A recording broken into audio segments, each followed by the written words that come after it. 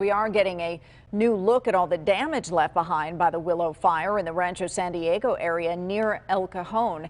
CAL FIRE says it is now 100% contained. The fire broke out on a hillside late last night and spread to about 30 acres. One home was destroyed and 6 others were damaged, but no one was hurt. We spoke to people who live in that neighborhood, and they say they were scrambling to evacuate their homes last night.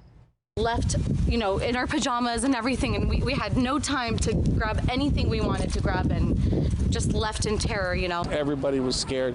We know how fast these things happen.